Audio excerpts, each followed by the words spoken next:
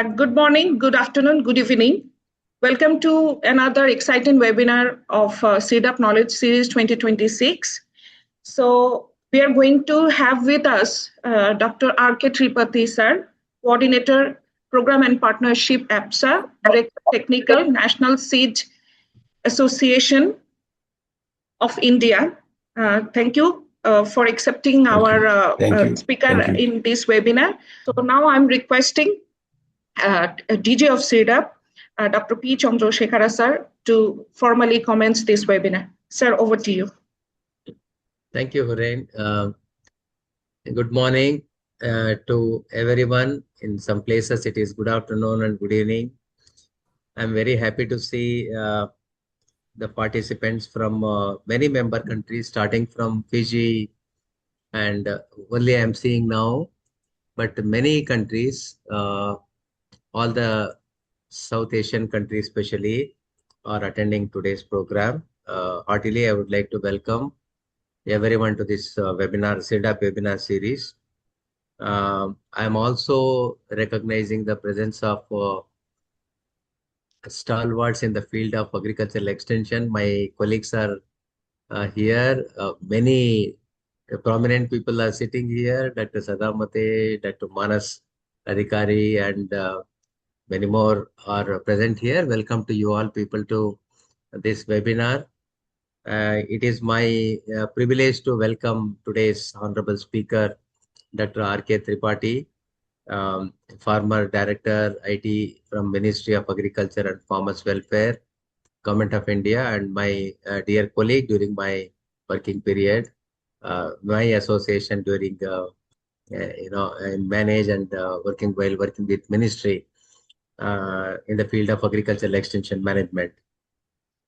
So just to give a brief introduction about this CIRDAP webinar series, this is an effort by CIRDAP to connect global good practices, regional good practices in the field of integrated rural development, which includes agriculture also, with the last mile extension professionals. Today, the focus is on agricultural extension, and the speaker is Dr. KRISHNA Tripathi ji. And it is my privilege to introduce him to the august audience.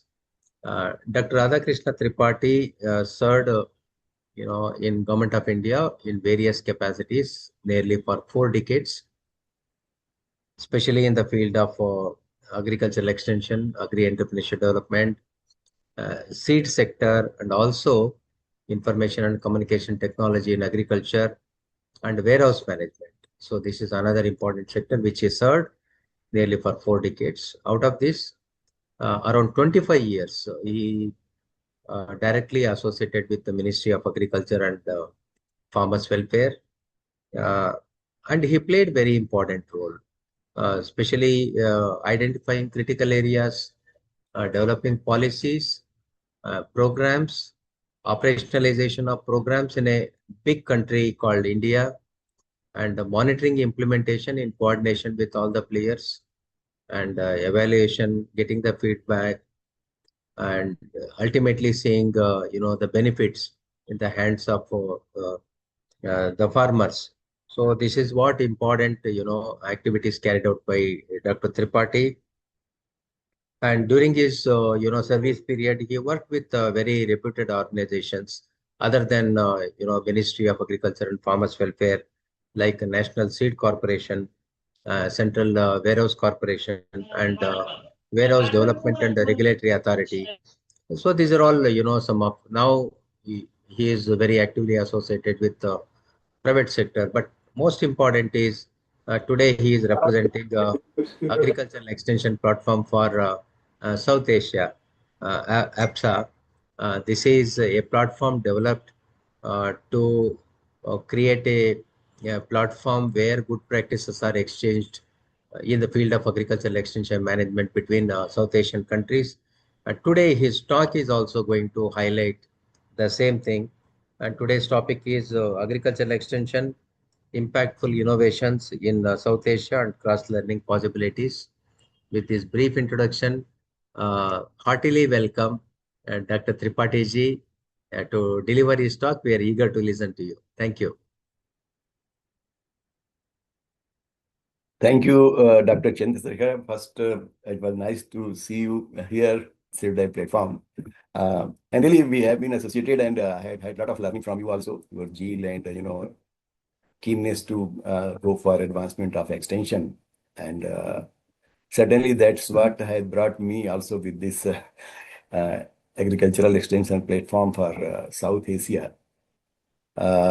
Thank to you for giving a lot of highlighted introduction about me. I am a simple learner, so I try to learn from diverse areas for the cause of the farmers, at least, and they get benefited from different aspects. Thank a lot to you also for this giving me an opportunity to put my views on from your platform about the agricultural extension innovations, where the South Asian countries can learn from each other. So, and I'll thank AEPSA also, for just putting a lot of efforts in this direction. So I have a brief presentation. If you permit, I can just share that document. Today's subject given to me is agricultural extension, impactful innovations in South Asia and cross-learning possibilities. In fact, this has been my pet subject also during my ministry days. We have been associated with the agricultural extension reforms in India through the National Agricultural Technology Project, launched way back in 1998. And under the innovations in technology dissemination component of the project, we had a lot of association working together, and ultimately the reformed extension model in India, that is Atma model, could take shape. So that was really a great learning for us, and sharing the international experiences and see that where we can get benefit from each other. So, in fact, it's very important for us to see the South Asian region, because it's very special in the respect that there are a lot of commonalities, particularly, large population is poor, living in rural areas, depending on agriculture for livelihood. The disadvantaged area, socioeconomic conditions are highly challenged. And there are large number of small farmers, with the small holdings, unlike the bigger countries, there will be farmer with an half an acre of land, even less than that land. And he has to have a sustainable livelihood out of that area. Women, in fact, they are the most crucial part of the whole setup, because they play a major role. But there are a lot of challenges in, acknowledging their efforts and facilitating their prominent role in agricultural extension and agricultural services. Of course, there are greater challenges with respect to climate change and deteriorating natural resources. And of course, because of less education, adopting right technology in the right manner is also a big challenge. Funding is an area where most of the South Asian countries are facing big problems. And though we had very long extension development process, but innovative extension delivery mechanism has not been, integrated with the routine extension system. A number of good models were also developed, but they have not been able to, address to the emerging challenges. Particularly, we don't talk about only production. We talk of a whole supply chain, where it starts from we tell farm to the fork. So starting from the farm going to the ultimate consumers. So there is a need of innovations in reforms in extension. There are a large number of operational constraints like, policy support, enabling policies, funding, and we already discussed. Manpower is again a big concern about the extension setup in the country, because the public extension system is highly understaffed.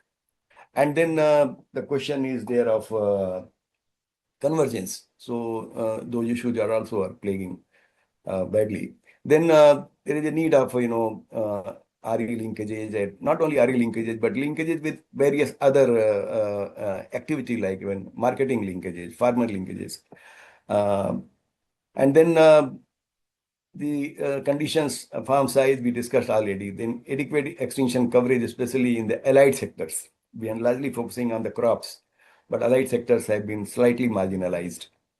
And of course, convergence and coordination, which has been really a crucial problem of the extension system across South Asian region. So there has been big need for extension reforms, and particularly there was a need for a pluralistic and demand-driven and gender and youth responsive extension service. Convergence has been, a very emerging requirement. Till now, it's a big challenge. Models have to center around the small farmers, farm youth, and farm women, because now they have to take over. Why it is important? Because there's a lot of drifting, people moving away from agriculture. And ultimately, if you go to the rural areas, you find all the old people who don't have much energy, much enthusiasm, and they're just carrying forward. So ultimately, the productivity goes down. So there is need to address this particular sector. Capacity building is really very important because there are a lot of changes going in the system. We are moving towards artificial intelligence, satellite-based monitoring systems, and our manpower has to have a clear perception how those new technologies could help the farm sector. Then farmers' skilling is also very important because they should know how to use the right technology. Manpower, again, it's a big challenge. Then we have to see how we can rope in more people to address the gaps. Maybe some sort of public-private partnership and pluralistic approach could help us. A lot of research happening, but very little goes to the farm level because either technology refinement, assessment, and its implementation, there are some gaps, or even the extension system and research system, they don't work in tandem, both work in their own silos. So there is a lot of gap. And of course, now with the lot of significance of technology coming in the system, we are talking about the genetic engineering, we are talking about genetic modification, we are talking about the climate change and gene mapping and predictive breeding, and a lot of new technologies. Precision farming has come in place. So the extension requirements are not adequate. So these are the areas where really reforms is needed. And ICT applications are also very important nowadays because they are becoming a part of our life. Now, if you go to the households, at least I can see in India, mobile telephone has become, even the beggars are carrying a mobile phone with them to collect the charity on the QR code. So that kind of development is taking place in technology. And then their use in agriculture has to be viewed very actively. Then allied sector is an area where we need focus, outreach in disadvantaged areas, and increase investment in agricultural extension infrastructure. PPP we already discussed. And the most important thing is monitoring and evaluation. We, in fact, have a lot of projects, but we badly fail on this aspect. So we launch some new project, and after a few years, it dies its own death because we don't regularly monitor it and see that how we can refine it, improve it, and at least take it to the right conclusion.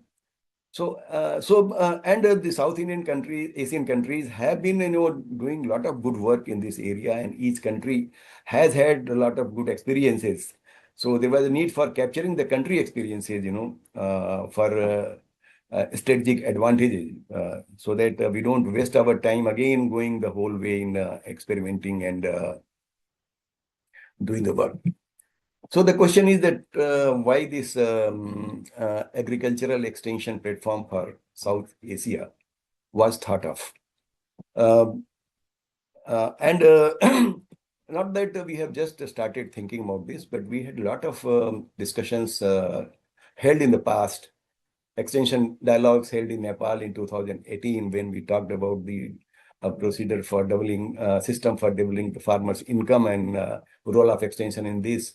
In Sri Lanka in 2019 also we had very extended deliberations during the agricultural extension and agri-entrepreneurship development. In New Delhi in 2022, we had a dialogue on agricultural extension reforms. Again, 2023, there were the International Conference on Sustainable Development Goals, where the extension reforms were also detailedly discussed. And the idea was that we should look for a regional platform for mutual cooperation and collaboration. And ultimately, on 8th March 2024, in New Delhi, with the very, very active partnership of IRI, TAS, Michigan State University, and Manage, the whole, concept and vision of AEPSA, Agricultural Extension Platform for South Asia, was thought about. And the important thing was that though it will have a South Asia focus, but our effort will be to have a linkage with large number of regional and international platforms. And so that as we move on, we would also like to integrate all those platforms also with AEPSA. But of course, the focus is at present on the South Asia. Now, what is specific with the AEPSA? Because it recognizes the varying levels of extension capacities and their uniqueness in the region. And objective is to source impactful agricultural extension innovations and success stories in the region, promote cross-learning, joint dialogues, and also extension pilots so that we move with the mutual learning and integrating outcomes in network and in consortium mode so that mutual dialogue goes on. And the vision is sustainable growth of farm sector through enhanced knowledge dissemination. Mission being promoting cross-learning of agricultural extension, what we are going to discuss today, in particularly innovations for mutual gains. And we have set 4 clear objectives. One is to study the agricultural extension delivery system and models and capture the learnings, to enhance the knowledge-based delivery system across the food chain. Food chain is very important because so far we have been addressing very limited area of the crop cycle, to promote best extension practices across the region for mutual advantages, and strengthen partnerships at national, regional, and international levels on consortium mode. So that will be the ultimate development as we move on with the progress of AEPSA. Important activities which have been planned is documenting the emerging agricultural extension innovations and models in South Asia, promoting cross-learning through strategic partnerships among stakeholders, both public and private, and farmer-led initiatives. Then facilitating exchange of successful farmers and extension professionals and experts, organizing country-specific regional and international dialogues, and undertaking need-based pilots and integrating outcomes. So these are precisely the activities. Of course, as we move on, we would be further revising it and taking up more activities. We also need to understand that how AEPSA is unique, There are a lot of forums, platforms, and institutions and associations are there. But AEPSA is unique because it works on systematically developed country agricultural extension profiles. We call it CAEPs. And we also engage in sharing impactful innovations and success stories together. Knowledge generation and dissemination through innovative extension models, that is another area which we focus. And effective networking of extension service providers, extension experts, FPOs, and farmers, so that we move in a holistic way. The organogram which initially we have is the institution or organization as a body is one thing, but it has the core body which is called as AEPSA Advisory Committee, which is led by a chairman, a vice chairman. Then there is a chief coordinator supported by 2 coordinators, coordinator program and partnership, coordinator ICT and networking. Of course, then there are technical supports and documentation and some office support. Initially, 5 partner countries have joined this platform, particularly Sri Lanka, Bangladesh, Bhutan, Nepal, and India. And apart from local extension organizations, their government bodies, they have also been with us, and their extension network is also being closely networked. This is the first phase. In the second phase, we are closely working with our countries like Afghanistan, Maldives, and Pakistan.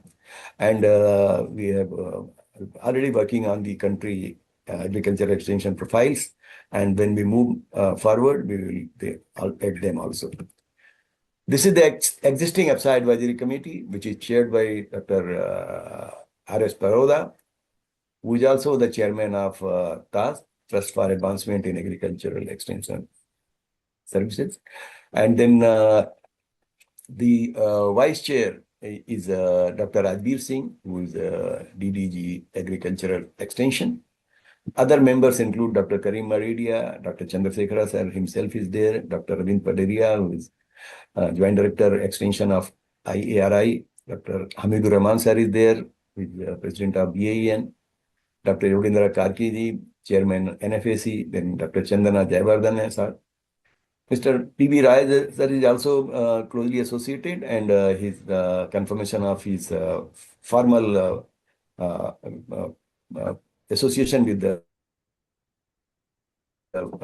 advisory committee is in process. Then Dr. Bagmal, who is presently Secretary of TAS, and Dr. V.B. Sadamate, who is the Chief Coordinator of AEPSA and has been, I can say, the soul of the AEPSA.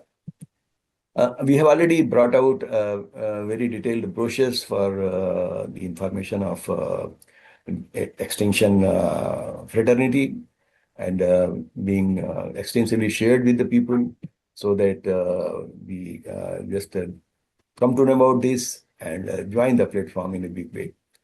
AEPSA has already developed its website. Presently, it is on the TAS website as a link. And but we have put a lot of information sections in this, including the home and who are we, where we give the details, membership details, important events happening, important publications, particularly not only from India, but all across our member countries, country agricultural extension profiles of the partner countries, media section is there. And we also have the important links section, where we capture the important links of all the partner countries, including agriculture and allied sector, so that we are always connected. The viewership is increasing very fast, and a lot of countries are there joining it. This is in brief the membership categories and fee structure, which has been initially decided based on our last consultation in Kathmandu. And the important category of members are the government organizations as member countries, international institutions and organizations, agricultural institutions and universities, then there are professional societies, NGOs, and farm cooperatives are also given due consideration, putting some supportive fee for them. Knowledge partners, they are very important, particularly MSU, Mayonnaise, CAS, and it is fast increasing. CIRDAP is also going to be one of our partners. Then corporates and companies and small agri businesses, they have also been involved. Then extension specialists, scientists, and individuals. So in area. Then a larger focus is there also on the farmer organizations, farmers and students. So the fee is given in US dollar. Generally, it is an annual membership, but particularly for institutional support institutions, and even others, if they want to go for one-time support, so that also is provided. Now, up till now, the progress is that it started functioning from 8 March 2024 as a TAS program, and office space was provided, has been provided by ICAR in the room number 106, Krishi Ansandhan Bhavan 1 for AEPSA. Founders and supporters like TAS, MICO, Rasi Seeds, and MSU, they have been greatly supporting this for carrying it forward. Knowledge partners like IRI, CIRDAP, NFAC, PRDIS, SLAA, and BAEN, they are helping us a lot. So far, we had 91 members already registered from India, Nepal 5. Another countries and regions are also under consideration. So we are in close touch with them, and hopefully before our next review workshop, we have large number of members. AEPSA website is linked with the major social media through Facebook, Instagram, YouTube, Twitter, and LinkedIn.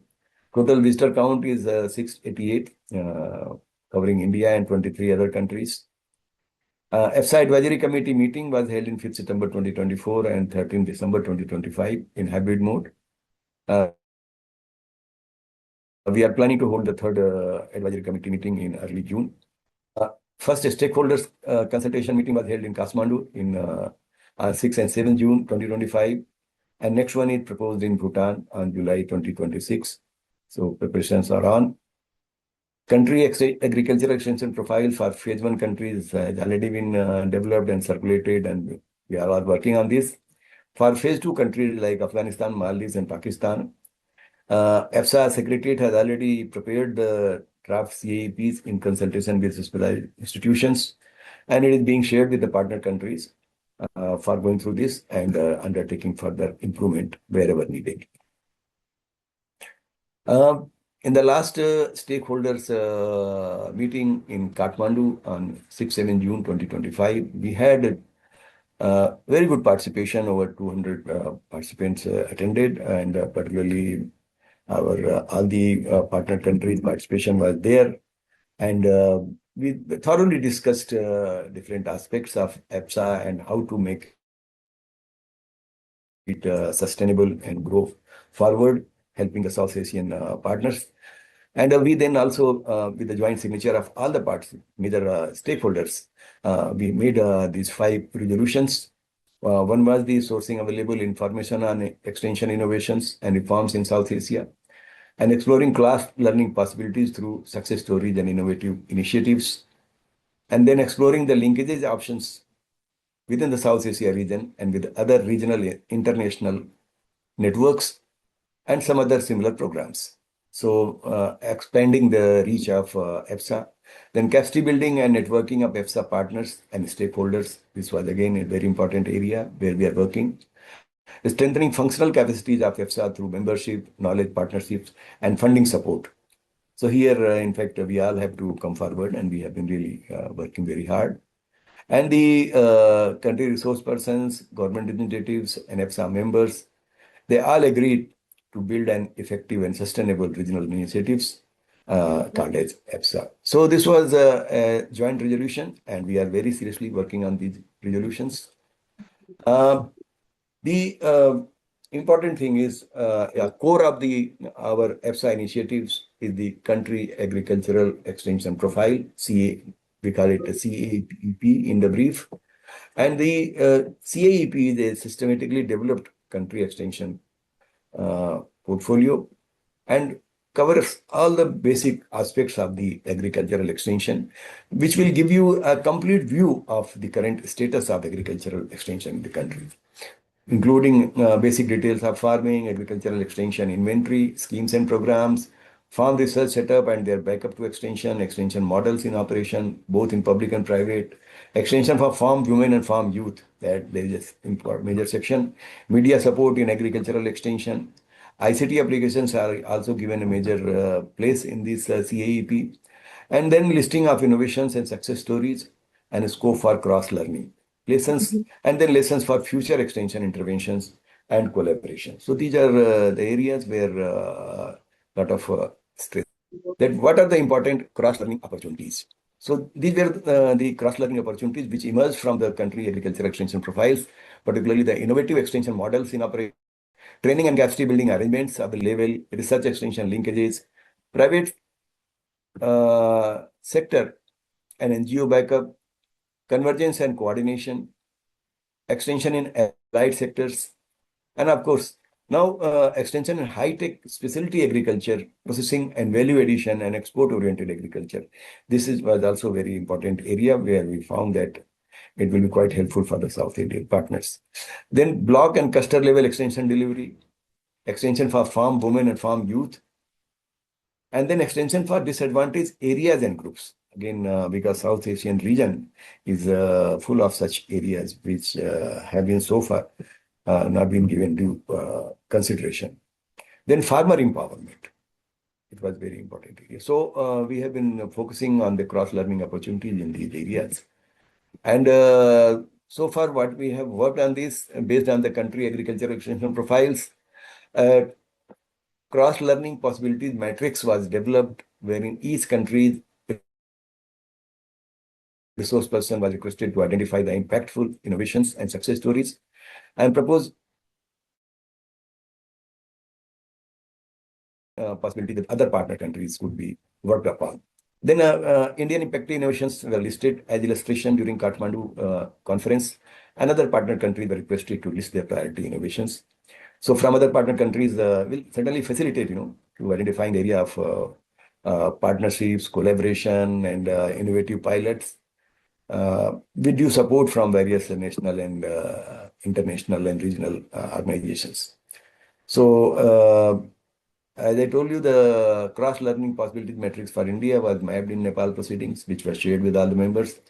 And Bhutan has also carried out a rough exercise. Nepal also did very good exercise, which we'll be sharing in this presentation.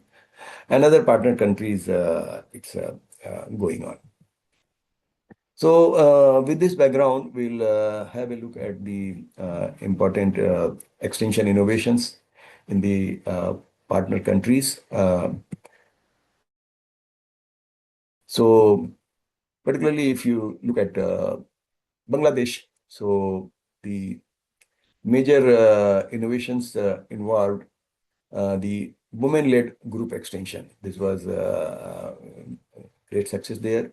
Farmers Business School, which has been really emerging as a successful model. Then whole family approach, where not only males, but men, women, and children, they all are being educated. So from very beginning, they have clear understanding of agriculture, and ultimately it becomes a sustainable profession. Digital extension, they have done good work, particularly launching these agriculture apps in the form of Krishi Batayon, Krishokar Digital Thikana, farmer-friendly call service, Krishokar Janala, where farmers problem-solving app, pesticide prescriber, where they prescribe the treatment for different kind of problems, and Krishi Bioscope, which is a YouTube channel where large number of people are connected and useful information is shared with the farmers. Urban agriculture also has been emerging as an area, which is really because with the rapid urbanization in all the Southeastern countries, this is an area where we need to focus so that agriculture for life, which has been culturally, but in the urban area, working is very important. So scope for cross-learning in Bangladesh, particularly, it was suggested that delegations and visits and workshops on the emerging areas where Bangladesh can offer good resource and other partner countries can avail that. Innovative extension mechanisms can be shared with the partner countries. Multi-stakeholder platforms, they can be worked out so that all the region gets benefited. Digital technologies, particularly the success stories of Bangladesh, could be shared with other members. The proven models relating to involvement of women in extension or whole family extension, farmer business schools, and urban agriculture could be really very effective source. Then capacity building and training, of course, it's an area where we broadly feel that it requires a lot of interaction. As far as Bhutan is concerned, then they have a large number of innovations they listed, particularly with respect to progressive policies, extension in gap filling modes, wherein they ensure that the extension support is available at different levels. Organic farming transition has been very important, particularly in Paro and Punakha, where rice, vegetables, and fruits have been targeted. by focusing on improved soil health and new market opportunities. Promoting improved techniques for the specific crops are Bhutan, particularly cardamom, as well as in South Bhutan. Then convergence of extension efforts also they have been trying, particularly agriculture and livestock farming, which is the core of their agriculture sector. Then, of course, they have also focused more on high-value crop diversification, where asparagus and mushroom in Thimphu and central districts for increased income has been focused. Urban and peri-urban farming has been new innovations in Bhutan also. Cooperative dairy farming supported by capacity building for better dairy management, particularly with respect to the dairy processing and its market access and income in Tracy Gang area has been piloted.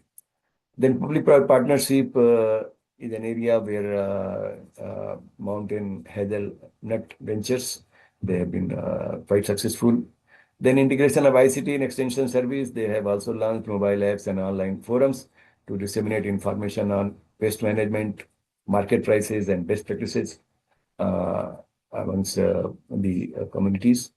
Then connecting farmers with extension network. So they have also been trying a big scale using Facebook, WhatsApp, Messenger, and WeChat for connecting farmers. Another area they have started awarding best extension agents and also best farmers innovation annually. And that's an area where a lot of innovators and successful enterprises, they are encouraged and they come forward. As far as cross-learning in Bhutan was concerned, their idea was to focus on capacity building by inviting experts from renowned institutes in Japan, India, and Israel, and particularly for protected farming and organic agriculture. Partnerships with countries as India, Bangladesh, Thailand, Japan, and Singapore to enhance the extension services. Promoting information and communication technology with the help of other partner countries, addressing both agriculture and allied sector. Catering to the multi-sectoral coverage by disseminating information concerning agriculture and livestock. And of course, they also wish to focus on NGOs and farmer organizations and cooperatives for extension support because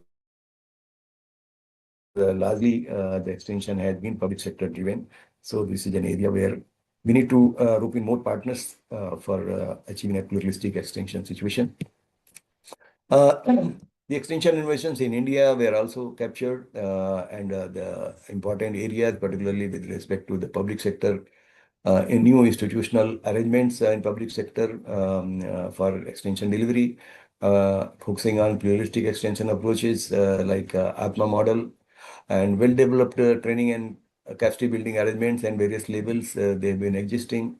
Strengthening public-private partnerships on convergence mode. This is also happening with the various private organizations. Integrating extension needs of allied sector and disadvantaged areas and groups in outreach programs of frontline extension. Then empowering farmers, FOs, FP, farmer producer companies, farmer producer organizations, farmer interest groups, NGOs, cooperatives. Now, because India has set up a separate cooperative ministry, and therefore a lot of focus is going for the cooperatives also, which play a major role, though not given due weightage in our extension initiatives. Now they are being more focused. They're augmenting RE linkages at various levels like Atma, Krishi Vigyan Kendra, block technology teams, etc. And intensive media and ICTs and internet platforms. Now we are going in a big way using artificial intelligence in our various extension initiatives to provide very credible information to the farmers. Then promoting agri startups and entrepreneurship, business incubation, value chain, and market-led extension interventions, and involving farm youth and farm women through focused extension strategies with institutional support like ARIA, Raftar programs. And then skill development also has been really given much focus in India during these past years. with a separate skill development ministry put in place. And the focus is the skilling farmers and field functionaries and other stakeholders to facilitate, in carrying forward new technologies, particularly in organic agriculture or climate resilient farming or agri-business opportunities, even high-tech farming, particularly protected cultivation and like areas. As far as the cross-learning of extension innovations is concerned, it was discussed that experience sharing of KVK and Atma model of India that could be very well taken up in other partner countries. Private sector extension initiatives, there are very successful models which could be really shared with our partners. India's rich experience in NGO-led extension initiatives, there are quite large number of successful NGOs whose extension efforts are really quite effective at the grassroots level. Then India's experience with public-private partnerships, that could be an area where cross-learning could be facilitated. ICT applications in agricultural extension.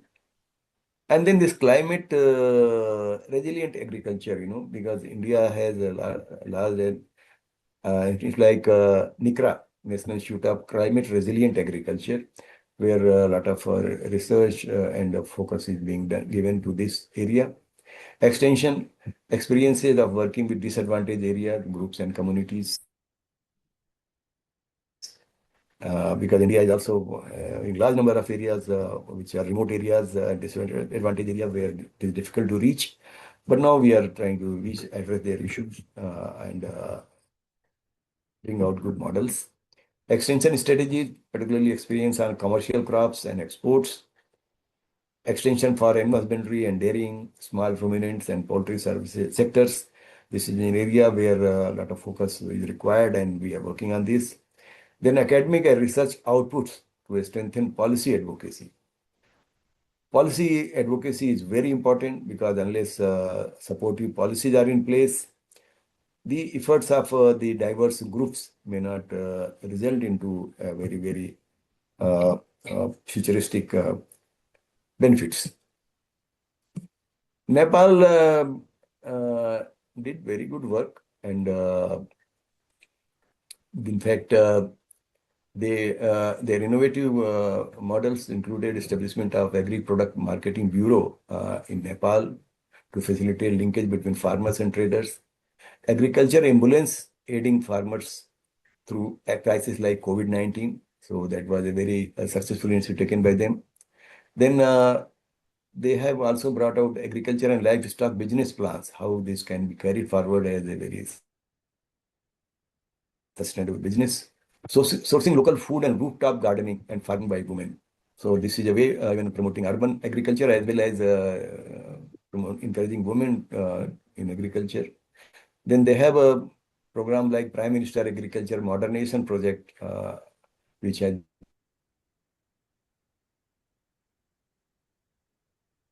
mechanization. They were providing instant expert guidance to the farmers on a call. Then Smart Krishi app they have launched to help farmers mitigate climate risks. Then Agri Insurance and Weather Index-based insurance scheme they have launched to strengthen farmer to market access. Agricultural cooperative-led market linkages is also working very well in Nepal with increased youth engagement in agribusiness. Then agricultural entrepreneurship support is being provided very effectively in Nepal, particularly startups like Startup Nepal, Youth Agri Funds for preserved local crop varieties and improved seed access. Then farmer field schools, which had been a successful model tried in many of our South Asian countries. So this has been a very successful development in Nepal. So they have identified the three major areas where replicable success stories were available in Nepal, which could be shared with other countries. In public sector-led success stories like PMAP's Super Zone model, and then community seed banks and climate smart villages, and PACT projects supported by the World Bank. So these are all public sector initiatives Then private sector, they had Kisan Agro Farm in Chitwan, where small farmers adopted hydroponics and precision farming areas, and then it becomes a model entrepreneur, which encourages other youth also. Then agri-tech startups like Mero Agro or Krishi Guru and ICT for AG Nepal. So these are startups, they are providing good digital advisory as well as e-commerce and smart farming solutions. Then honey production and export has also been promoted through Dang in Mustang and Merbi. And the successful branding and export of organic honey is being promoted. NGO-led success stories are also there with respect to empowering women farmers, sustainable coffee farming, as well as small farmer market linkages. They also have done good work in identifying the cross-learning extension initiatives which can be tried within the country, particularly with respect to provincial exchange programs, the strengthening agricultural entrepreneur networks, scaling digital and ICT-based extension, and cooperative-based extension services, where the successes from other partner countries could also be shared with them. Then they have also very well identified the cross-learning of success stories with other partner countries. Particularly with India, they have been focusing on adopting the best practice relating to Krishi Vigyan Kendras, KVKs, and BTT of ATMA, Block Technology Teams of ATMA. Then Bangladesh farmer field school or farmer business schools, they have been really a very successful model, which Nepal finds it's useful. From Thailand also, they are looking towards contract farming and agri-cooperatives models. Bhutan organic farming success is really a major cross-learning area where Nepal find that it will be beneficial for them. Sri Lanka, particularly agroecological practices, is an area where enhancing optimum use of the inputs is a successful model which can be really looked into. Pakistan also has good success with respect to water efficient drip irrigation technologies. And during our last workshop in Kathmandu, our participant from Pakistan, he made a very good presentation and highlighted important parts of this project. So Nepal has done really a very good exercise, and that could be something which other partner countries could also start working, and then we will move further forward. As far as Sri Lanka is concerned, their extension innovations, they particularly looked into revisiting and reorienting the National Agricultural Extension Policy. Adoption of training and visit method of extension, though it was launched in India during the Green Revolution period, but it has been really, still we feel that it's very, very important initiative, because learning from fellow farmers has been a very successful initiatives in those days, and today also it's proving to be a very successful initiative. Extension during times of distress, they also tried. During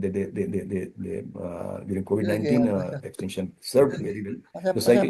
Then integrating information and communication technologies, mobile advisory services, then private sector resources, extension delivery, encouraging entrepreneurship, extension to focus on a specific high-value plantation crops like tea and rubber, coconut, and sugarcane. Again, a number of our partner countries, they are into plantation crops. Even India is there in plantation crops. So their experience could be very useful. Incorporating block demonstration approaches to showcase new agricultural techniques to farmers. And the replicable success stories across sectors in Sri Lanka, particularly tea small holding development societies, smallholder agri-business partnership programs, smallholder agri-business resilience projects, Sri Lanka Women's Cooperative Society, Kurungala Organic Farmers Cooperatives, Small Organic Farmer Association, and particularly Coconut Triangle Milk Producers Union. So, and Highly's Agriculture. These are successful interventions in Sri Lanka, which could be really shared with the other partner countries for mutual learning. Cross-learning, they were keen in going towards the use of ICT applications as an extension innovations. They are also very keen to learn from India the experience of Krishi Vigyan Kendras in field testing and farmer outreach, and also embracing the market-led extension approaches to align with market demands, and digital platform for e-extension services, and promoting private sector involvement in technology delivery, and focusing also on climate resilient agricultural practices.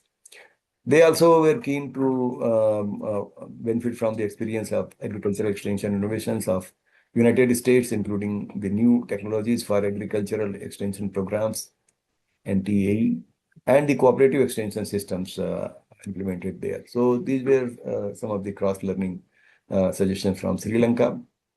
Now, what next?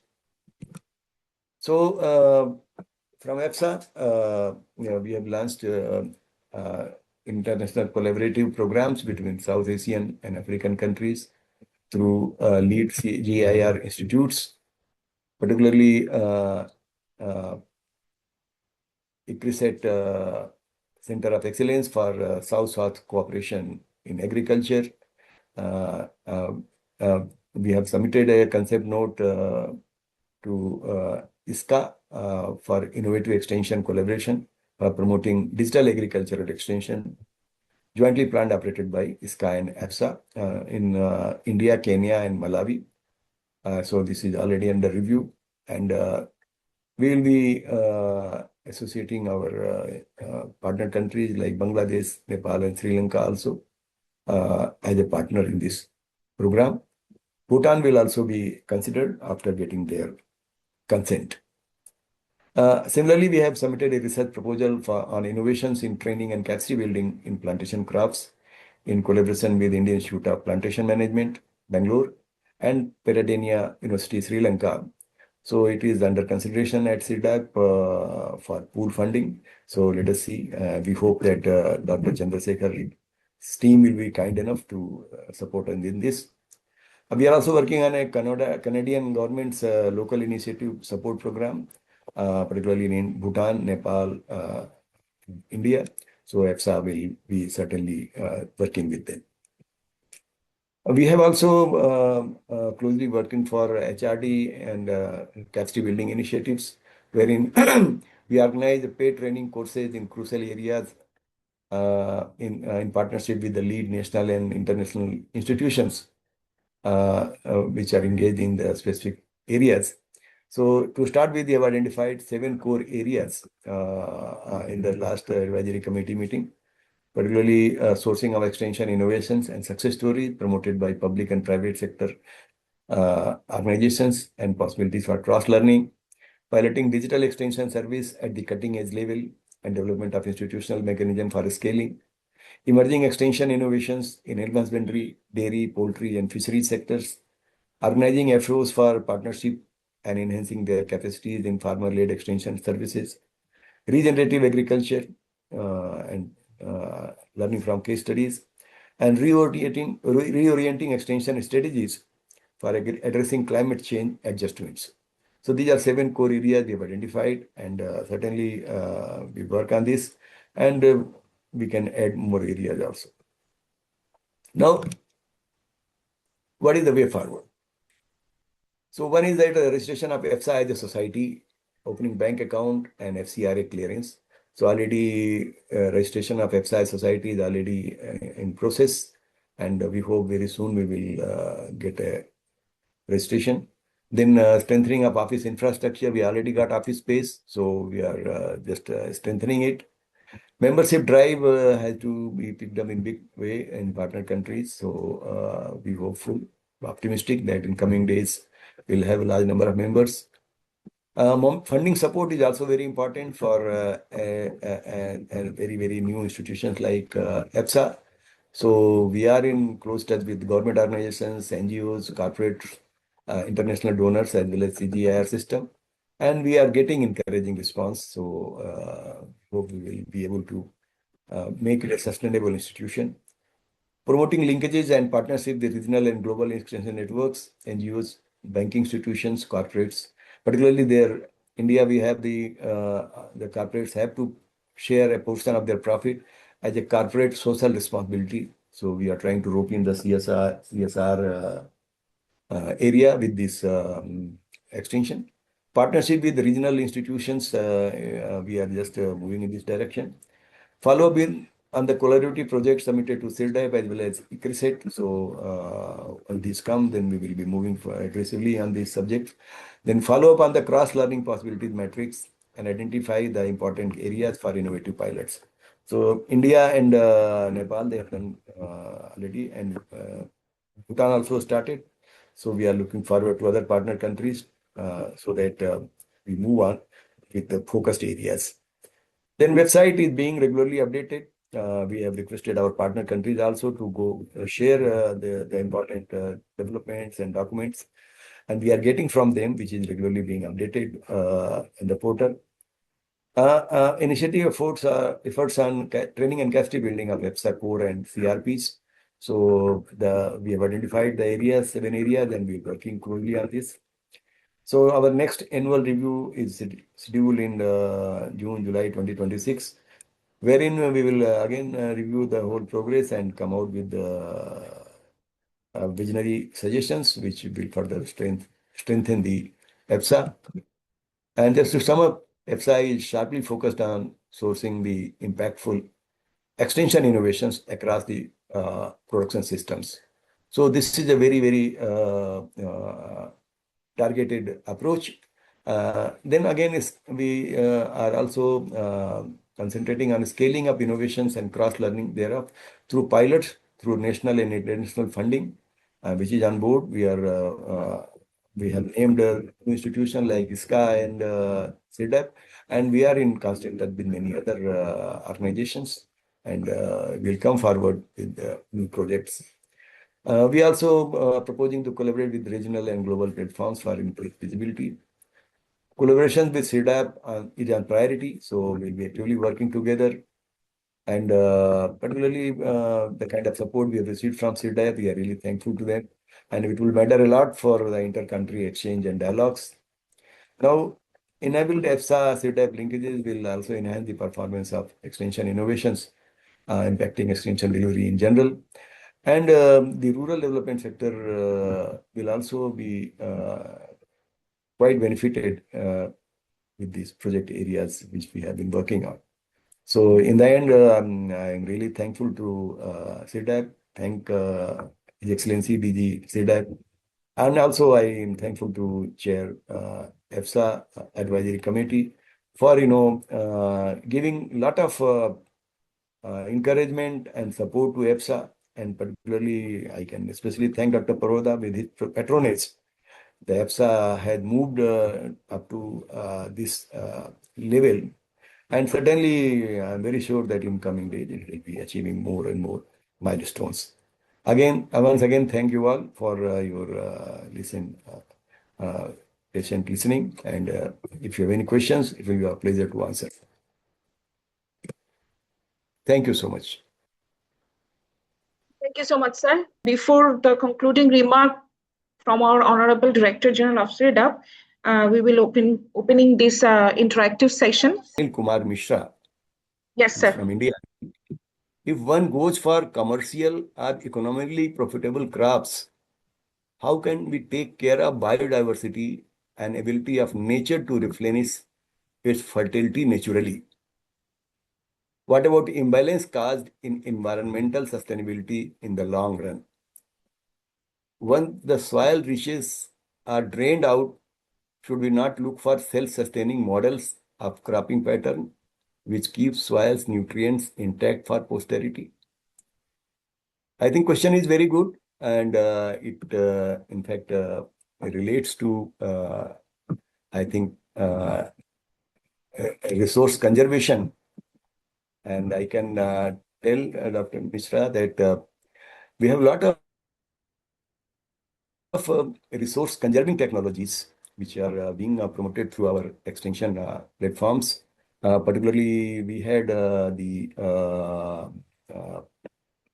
in wheat, we have zero-till farming, zero tillage farming. Then on rice, we had tried resource conserving technologies. We have been, focusing more on organic farming and particularly drip irrigation, sprinkler irrigation, raised bed planting. So lot of resource conserving technologies are there in the system.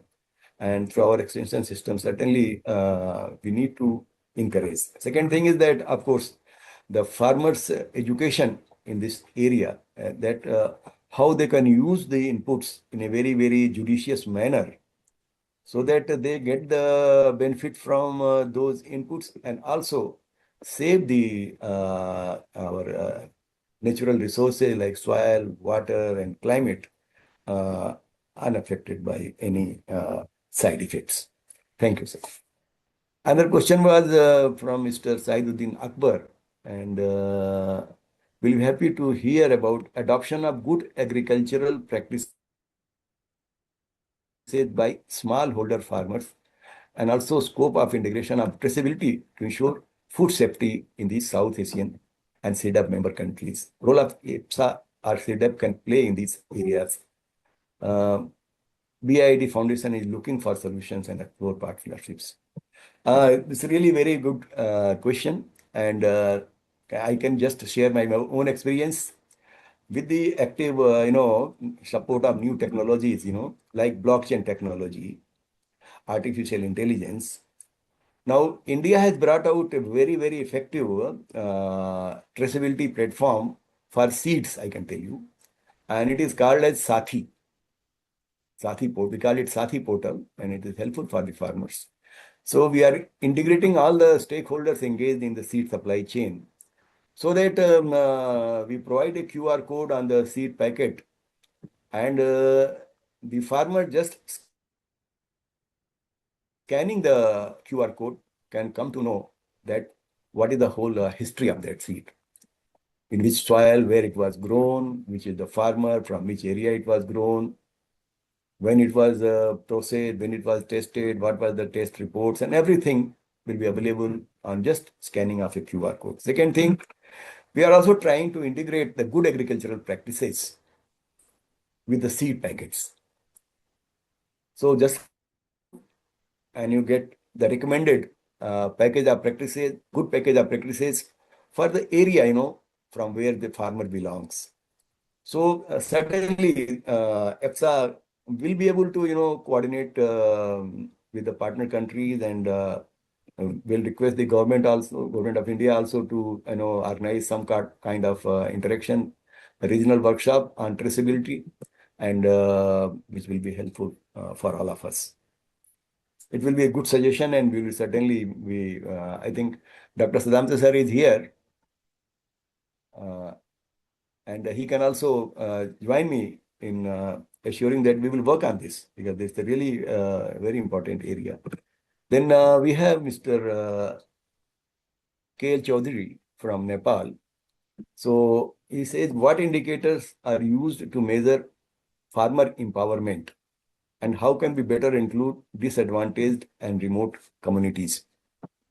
See, when we talk about farmer empowerment, what can be the major indicators? See, one is that the farmer has a sustainable livelihood. That's very important thing, because unless you have a sustainable livelihood, whatever we do, it has got no meaning. And then his access to information. He should be able to, have easy access to information through his own resources. Now, what kind of access can we facilitate? That is also very important. Either through digital media, through farmer-to-farmer learning programs, like, farmer field schools, farmer business schools, farm schools, Then also his social living standards. When we talk about social living standards, means their living style, their social status, their access to other good life resources.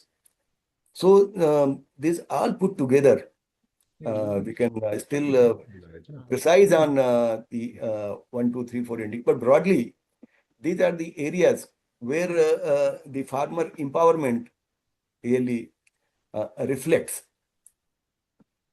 Otherwise, simply empowering him with technology will not be of any use unless this is translated into his livelihood, better social and personal life, and of course, his access to knowledge and resources. Dr. Sadamta sir is also online. Would you like to add something, sir, on this? Yeah. I'll take a couple of minutes. Right in the beginning, I must thank Honorable DG Sir CIRDAP, Dr. Hurein and team, for giving us a great opportunity to interact on an international platform. And I must compliment Dr. Tripathi for making a very, very comprehensive presentation, covering, extension innovations in partner countries, the cross-learning possibilities, and, many more, challenges which AEPSA can, take it up with collaboration and partnership with the international and national organizations.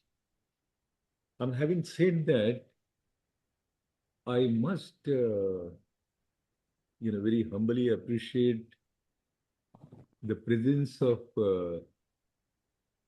very, very senior extension professionals, IT professionals like, Dr. Adhikari, then, Professor Kukate, JP Sharmaji, and, many more from, the partner countries.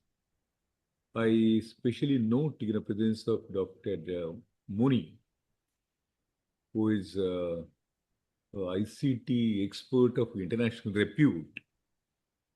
Now, having said that, Dr. Tripathi has made a very, very specific mention to, critical innovations in South Asian countries which are coming up in agriculture, farmer empowerment, rural development,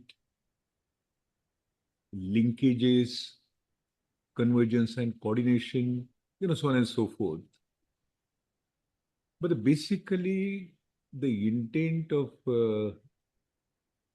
this exercise was to understand innovations, source the innovations, and see the cross-learning possibility, because that is where AEPSA stands for. Now, the cross-learning can be through exchange of information, exchange of knowledge, exchange of expertise, joint programs, joint actions, so on and so forth. But then, when we think about, initiating joint programs and joint possibilities, what matters is, proper appreciation of the technology, proper appreciation of the innovations, and more importantly, how it can be piloted with a little bit of support from national, international funds, and then how it can be scaled up. The next point, which comes about, farmer empowerment, which Dr. Tripathi has dealt very nicely. I mean, this is the issue which, South Asian countries, developing countries are, struggling for. Can we empower the communities at the base level, maybe, at the cluster level, or going down to the village level, and see how best they can put a, organized pressure on the supply side. Meaning thereby, I mean, how farmers and, service providers, whether it is agriculture, horticulture, animal husbandry, dairy, poultry, or, the whole gamut of rural development initiatives, I mean, how they can be made more interactive, more participatory, more demand-driven, more community-oriented. I mean, that is the challenge which DG sir will agree with me. I mean, that's a challenge to the whole cross-learning purpose. And as Dr. Tripathi has mentioned, and it came out very clearly in our last review meeting which we conducted in Nepal, and next one we are planning in Bhutan. Perhaps we can learn from each other's experience. The small innovations matter a lot, provided they have a support of skilling, and particularly this had been seen very effectively in our the partner countries, where innovations like a farmer empowerment or digital applications, or the linkage between service providers and getting farmers feedback, or training and capacity building arrangements for various sectors and subsectors. Then promoting agri-businesses, or promoting the participation of the rural communities in decision making. I mean, these are some of the issues which we would like His Excellency DG Sir will guide the upcoming the platforms like AEPSA, and provide some collaborative incentives. We have been struggling for last 1.5 years to get some international support so that our exchange of the partnership can be activated.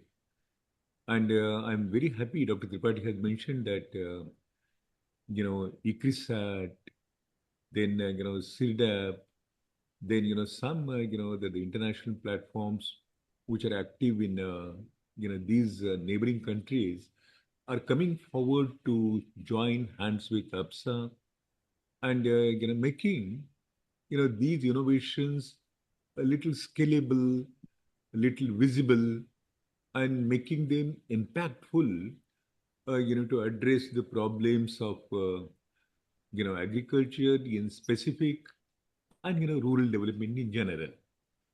So Dr. Hurian, I will stop here, and then maybe we can seek comments from other experts and dignitaries. Thank you. Sir, there are 3 persons who raised their hand. So I will ask them one by one. First, Mr. Dipankar Saha. Sir. Good morning, and I'm thankful to Dr. Tripathi for a very, good exposure of AEPSA and extension system. I'm mainly working in this part of West Bengal, that is the eastern part of India, and I don't have any question, but a suggestion is that practically here 2 extension things have some bottleneck. That is, one is the market-led extension, number 1, and the other one is that digital system of extension because of the remoteness. So far, I think that this is because this is a same ecosystem with the Bangladesh and also Sri Lanka. These are the 2 sectors where AEPSA can organize some cross-learning or some case studies based program so that these 2 bottlenecks can be eradicated, not eradicated, I would say, can be solved in future. That is my suggestion. Thank you. Next is Dr. Kiran Kokate, sir. Yes, very good morning. Sabko namaste. It's a wonderful opportunity to see all stalwarts, extension stalwarts. So compliments to Dr. Tripathi ji for wonderful presentation. And already As usual, Dr. Sadamateji made very clear points about this platform. Just I was thinking, in view of our international platform, why can't we focus upon the international issues? The way at present conflicting situation going on, the way the world is facing the situation, earlier Ukraine-Russia war, and now this Iran, Israel, America, and these shocks, this conflict affecting the Strait of Hormuz, and that is going to affect or impact our agriculture system. So the things which are not being handled or which are not being attempted by other organizations, already national, regional systems are already there, extension systems are there. Where we are missing in view of agriculture extension science, those points, this platform may focus upon that, and not only empowerment of farmers, I would go further ahead, empowerment of policymakers. So that is very important, how appropriate decisions would be taken by respective countries. That kind of, we have knowledge bank kind of thing, think tank, and quickly, if you could see the impact on agriculture system, on food and agriculture because of these shocks, fertilizer shortage will be there, fuel and energy prices increase, shipping disruption and higher freight costs, trade restriction and market instability. And this outcome would be higher food prices, reduced agriculture production, rising food import bills, lower livelihoods, and increased food insecurity. So these various international issues, how this food system is going to be disrupted because of this war situation, and how our farmers, they will be facing now. And particularly if our India is concerned, focus should be on now crude oil production, self-sufficiency. Respective countries may see and make their plan. We have to suggest these policymakers how long will be dependent on crude oil, which is affecting a lot to the farming, and similarly fertilizer. Now, 40% nitrogenous shortage would be there about nitrogenous fertilizers. How we are going to solve this? It is going to affect our food production. Quickly, I would, my emphasis would be, quickly this policy brief has come up. Kindly, I request all of you, World Food Forum, they have brought out very good policy brief, when conflicts choke the world's food supply. Global food system risk from the Strait of Hormuz disruption. So here, our ASPA should be different than other agricultural extension platforms. Many things are being added. Further innovations in extension, that thing, this thing, this is fine. But stick up to the issues. Really, with our advocacy, with our thinking, these policymakers should be influenced to take appropriate decisions in their respective national level or governments. That kind of strength we may take up with these knowledgeable people and come out with good kind of solution whenever this kind of international issues, global issues, in view of sustainable development goals. That we have not highlighted. How sustainable development goals globally being achieved. Finland is number 1. India is more than 120th rank. So why ASPA cannot say these countries should focus upon sustainable development goals, achieving the sustainable development goals? So in that, I think we must, when we are saying that we are in an international platform, so our focus should be in that direction. What are the global issues? What are the things? And give some suggestion on that. So thank you very much. Thank you, sir. So next is Ms. Sajida Yasmin. So good afternoon, and thanks everyone. I'm so happy to be part of it. Today's presentation is very meaningful, and thanks, Dr. Tripathi.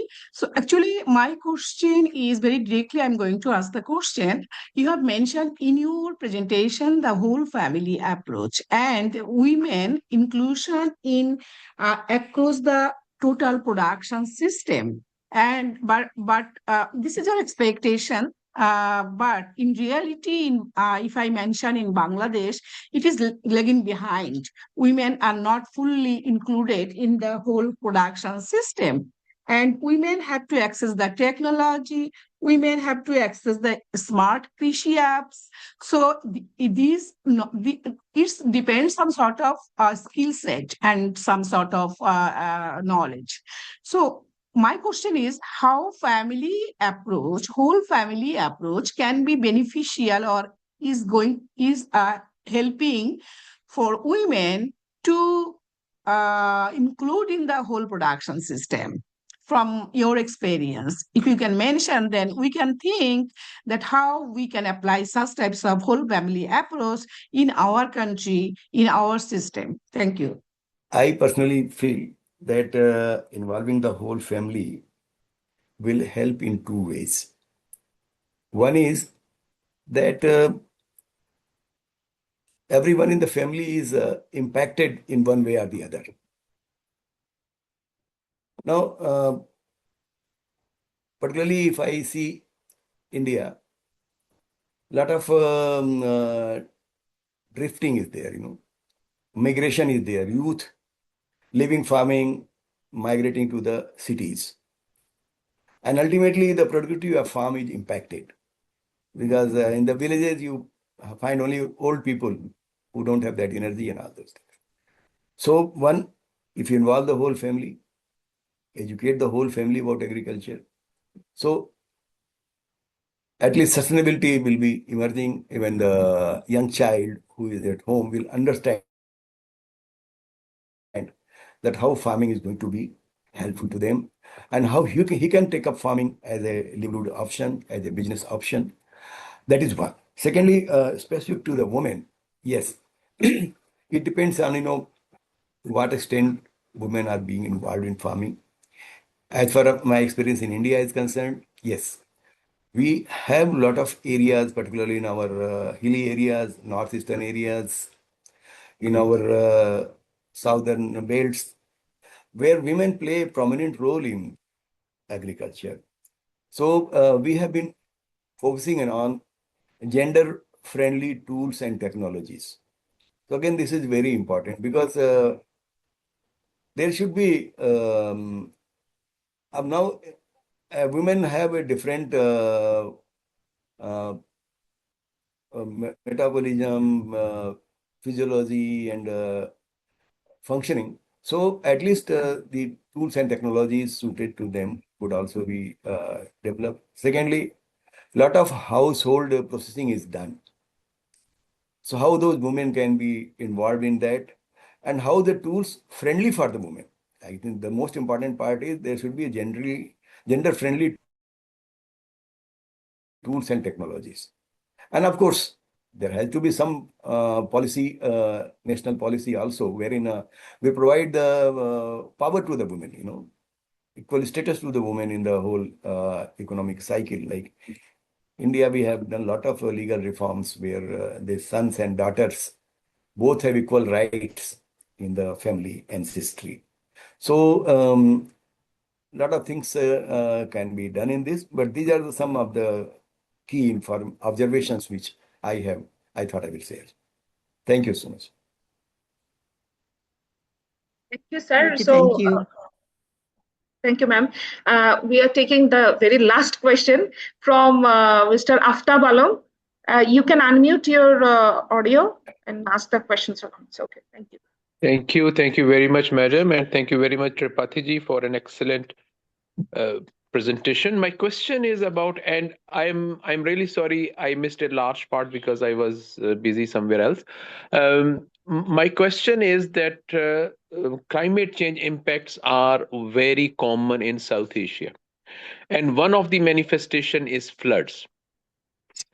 After the floods, now we have various initiatives to prevent the impact of floods, but when the floods have hit, immediately after them, what are the success stories or the approaches to restart the cropping as soon as possible, particularly for the poor and smallholder farmers, and also women-led households? Thank you very much, sir. Thanks, Dr. Aftab. Really, it's a very valid question. And in India also, we face this problem quite often because a lot of areas are flood affected. And particularly, I have the experience of our Bihar state, where particularly northern Bihar, a lot of floods do take place. And they call it tal areas, that during monsoon there is a lot of flooding, and immediately after monsoon the flood water recedes, but still a lot of dampness and high water humidity is there. So we in fact worked on some varieties like immediately after the rains, the crops are to be taken. So one is the because paddy, deep water paddy is one thing which have been working on this. And post monsoon, also in many areas, you cannot take the kharif crop even, because all flooded for a long time. So even during Rabi, there's so much of high moisture and muddiness in the soil. So we have been working on, we had some good varieties of wheat particularly, or Rabi crops particularly, which can be sown in the tal areas, and they have been performing very well. And then apart from the varieties, the package of practices to be followed in such areas, those are also can be done. So we have a good number of varieties which are flood resistant and also drought resistant varieties. So even biotechnology and breeding can also be quite helpful apart from agronomic manipulations and improvements. So this is what I could share my experience. But yes, it's a really valid problem in many parts of our country also. Thank you, Mr. Aftab. Thank you so much, sir. Thank you. And now I am inviting our Honorable Director General of CIRDAP, Dr. P. Chandrasekhara sir, to provide his concluding remarks to this webinar. Sir. Yeah. So I really enjoyed the presentation followed by the discussion on innovations in agricultural extension management. A very interesting talk. Thank you, Dr. R.K. Tripathi ji, for your wonderful presentation. And I'm seeing participation of around 11 countries from different parts of the globe.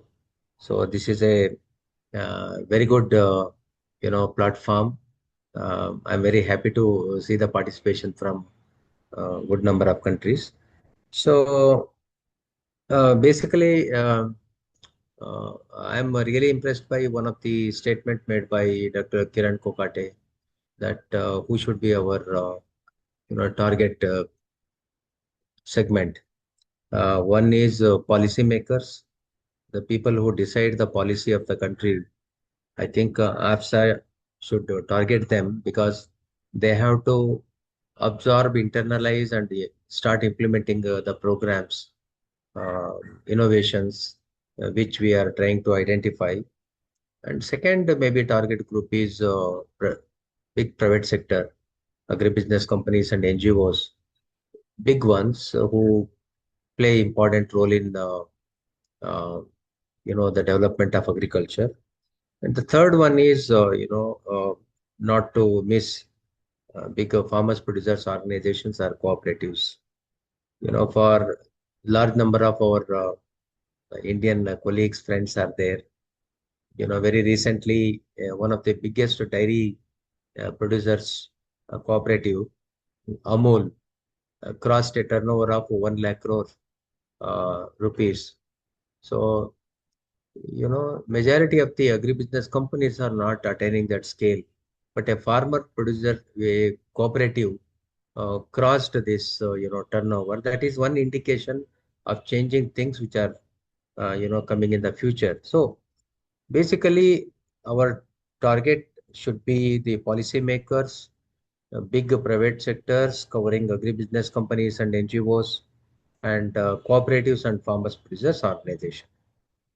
Rightly down below, basically the transfer of technology and other agricultural extension work will be taken care by respective, agriculture and line departments of the countries, where, the focal point of, AEPSA in respective countries, they can transfer the innovations to the mainstream section. Another interesting thing, we learned from this presentation is there are problems actually. Some are common, some are unique in agricultural extension management, but there are also solutions in other part of the region. So apps basically trying to connect the problems with the solutions. So everything need not be reinvented, but neatly it has to be packaged and delivered to the needy policymakers of respective countries. So I think that is what I understood from this presentation. This linking problems to solution is made easy in AEPSA platform. Again, I would like to highlight the role of involving policymakers. Ultimately, they are the people who understand, internalize, conceptualize the programs, and impress the political leadership in every country and start implementing, benefiting the millions and billions of farmers. So that is what, being an international platform, we have to aim at. It may take time, but definitely you are in the right direction. In the short time, amazing to see various progress made at national level and at platform level, identification of several innovations and attempt made to connect with all the key stakeholders. So all the best for your efforts. Any policy maker, they are trying to address three important issues at present. Number one, how can we safeguard the food security of the country? For that, um, I think we have to prevent migration of youth. That is already pointed out by Dr. Tripathi and other my esteemed colleagues. Attracting and retaining youth in agriculture will ensure food security. What we are going to do is very important. So innovations in this direction, definitely they will impress the um, policymakers. The second important area is ensuring income security to the farmers. See, unless we ensure income security to the farmers, they will not work for ensuring food security to the nation. Marketing and marketing plays very important role, because the 50% of the income what we generate, farmers, probably that lands in the hands of middlemen traders. So how can we involve farmers and organizations directly in marketing and post harvest activities, so that the other 50% of the income also comes to the hands of farmers directly, so the farmer income security is ensured, so that they will retain in agriculture and ensure the food security. Probably this is second important area any policy makers are looking for. The third one, how we can ensure nutrition security of the society. See, the food is grown, but by the time it reaches the people, probably good food and bad food, that differentiation is made because of several reasons. So how we can make every food as good food, so that without any wastage, it reaches the consumers. That is another focus of every country. So prevention of wastage, probably the last question was there, how we can involve women through diversification by food processing, value addition activities. So they are, flexible in nature. Whenever they are free, they can undertake value addition. Wastage can be prevented. At the same time, food can be preserved. It can be transported to other places for consumption. As we know, the production is seasonal, but consumption is perennial. Unless the food is preserved uh, locally, creating a lot of employment opportunities for youth and women, we can't save that. So it also generates a lot of additional income to women. so that the gender mainstreaming also can be addressed. Another important issue is when many countries are involved in a region, how the agriculture trade take place. So, I mean, identification of the food requirement by a particular country and forecasting it so that if the native country has limitation, they can look upon country which produce surplus. So connecting that surplus with the deficit of a particular neighboring country in advance, will bring lot of stability in the policies and programs. I think that direction, the AEPSA can play a very important role by involvement of, the focal points and policymakers. So it's a wonderful discussion, wonderful presentation, wonderful platform, and very nice to see my colleagues and especially participants from 11 countries. Thank you very much. Thanks to everyone.